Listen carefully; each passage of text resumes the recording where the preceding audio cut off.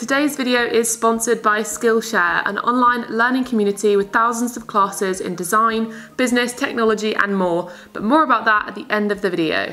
Hello, so you may have seen my beginner's guide to veganism last week, and today's video is a beginner's guide to minimalism.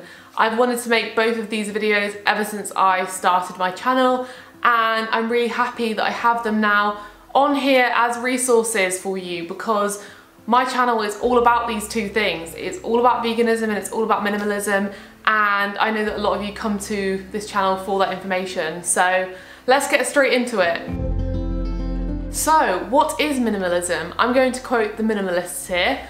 Minimalism is a tool to get rid of life's excesses in favour of focusing on what's important so that you can find happiness, fulfillment and freedom. Minimalism can be used to declutter your life of excess things, fear, guilt, worry, stress and consumerism. It is essentially about reducing and simplifying and finding meaning in your life. That doesn't mean that you can't own stuff. There's a misconception there, I think, with minimalism, that you have to own nothing in order to be a minimalist. This isn't the case. It just means that you are more aware of what you have in your life and you make a conscious decision to keep the things that are important to you. Ask yourself the question, what is necessary and what is superfluous right now in my life? Once you're able to answer this question, you are one step closer to becoming a minimalist and living a purpose-driven life. So why become a minimalist?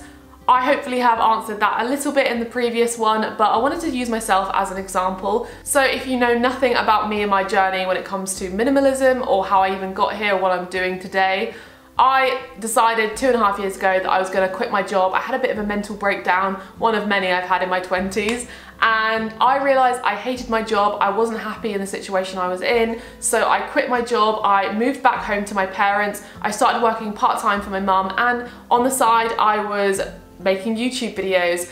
And in that time I have documented my whole process of decluttering my wardrobe. I had an unhealthy addiction, an obsession with fashion and beauty, and I had to get rid of it all. I had to stop buying clothes and give myself a bit of a shopping ban, because shopping and clothing and all those things that had been sold to me didn't make me happy. It also encouraged me to start on a journey of self-care and self-love, to let go of disordered habits and thoughts and demons that I had and personal issues that I was dealing with, to take time to love myself, take care of myself and do what's right for me. It also gave me the courage to get rid of a lot of my stuff, pack up all of my things and travel to the other side of the world with just a backpack, a bike and my boyfriend. It's also enabled me to earn more money through a career that I'm actually passionate about and that I'm actually dedicated to, and also save money because I'm not purchasing things constantly that aren't needed in my life and that I can't afford. It's also made me reduce my overall consumption of things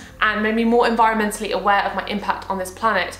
I've also given up alcohol, and I genuinely think that minimalism has enabled me with the mindset and the strength to do so, because alcohol really caused a lot of issues for me in my life and it needed to go. And of course, I can't forget it, but it has helped me declutter a whole heap of stuff. So where do you even begin? I want to focus less on where and more on when, because once you've got started, that is honestly the biggest hurdle, and the ball will be set in motion. You will have started decluttering and you will be experiencing the rewards almost immediately. But I do think that starting with something physical is a good place to start, so set aside some time, go through your stuff and decide what you do and what you don't want and get rid of it. So I often get asked the question, what do I do with my stuff when I've decided I want to get rid of it? And it's a really important question to be asking, because unfortunately there is no such thing as a way when it comes to throwing things away. It will end up somewhere, and it's important to be conscious and aware of that when you're decluttering. Think about recycling things, repurposing things, donating, giving them to family, seeing what you can do to make sure that they end up in the right place. It is actually a really good motivator to think about your purchases, to think about what you're consuming, and to be faced with a stark realization of how much stuff we actually accumulate in our lifetime. So now that those questions are out of the way, let's get into my top tips. So the first thing is exactly the same as what it was in my beginner's guide to veganism, and that is to take it easy. Any lifestyle change needs to be taken easy and taken slowly because it's a lifestyle change. It's a switch from something that you're used to something that's new and different and therefore might be quite tricky to achieve. You aren't going to end up with a pristine, clean, white home that's perfectly decluttered, and you're not going to fix all of your life's problems in one day. So keep that in mind and take it slowly. So once you've realised that you've got to take things slowly and take it easy, look at your life and figure out what area is stressing you out, what is chaotic right now, so you can clear up the mess. Figure out what your weakness is and what you can be improving and reducing and working on, and start there. So if you're like I was and your wardrobe is overflowing and you have far too many clothes and you just need to get rid of them, then go in there and start in an area of your wardrobe, because you don't want to take all of it out and then create a mess and then regret it later. Go into your coats maybe, or your shoes, or your jumpers, or your dresses. Take all of them out, and yes, all of them, every single one of them. Take them out, put them on your bed, on your floor, wherever, and go through them. Start looking, assessing, and figuring out what you want and what you don't want, and what you're unsure of. So for example, when you're done emptying all of the dresses out of your wardrobe, you want to put them into different piles. A yes pile for the things that you love, you wear all the time, you're definitely not going to get rid of. A maybe pile for things that you like, but maybe you don't wear that often, or you're just kind of unsure if you're ready to let go of yet. And the no's for things that you haven't worn in a really long time, you don't like, they don't fit, you don't want them anymore, and they're definitely going. Once you have those piles, you can then put the yes pile back into the wardrobe. The maybe pile can maybe go in a box that you can think about at a later date, and the no pile can be donated to charity or given away to friends and family. Now you're in a really good position, you've organised a really huge area of your life, and it didn't even take that much effort, and it was probably quite fun and satisfying. But if you're starting with something that maybe isn't physical, if there's something in your life that you're reducing or changing when it comes to your job maybe, or friends, or your hobbies, then write a list and go through it. Write a pros and cons list. Sit down with a friend, sit down with a family member and hash it out. Make decisions and declutter your life. So one of the biggest lessons that I've learned during this whole journey is that things are just things. Things will never bring you true fulfillment, love, happiness, and satisfaction. And while we know this, we've been taught this, we realize it deep down, we are not living this truth in our day-to-day life. And it's easy to forget in a consumerist obsessed world that is constantly telling us we need stuff, we need things, we need this, that, and the other in order to be happy. We are being sold a dream. We're being sold a dream of happiness, and we are being pointed in all the wrong directions on how to get that happiness. So please don't do what I did. Don't chase a dream that you will never achieve through buying stuff, and realize that your head and your heart and what you have in it is priceless, whereas things are disposable. So if you are dedicated to find more meaning in life, to travel the world, to save money, to declutter your home, to reduce your carbon footprint, whatever your motivation is, if you're dedicated, then now is the time to get serious, because nothing is going to happen unless you start and you get serious about it and you make it happen. Do you use it? Do you need it anymore? Do you want it? Is it serving you? Would somebody else be better off with this than you are? Are you just keeping it just in case? The amount of times I have decluttered and I've said maybe to something, and then the next time I've gone to declutter, it's still in that maybe pile, and it's still in that maybe pile, and it's still in that maybe pile, and I should have just gotten rid of it a long time ago. So yeah, get serious about it, because if you want to make a change next month, next year, and you want to see a difference, then it's time to start now. So number 6 is to not compare yourself.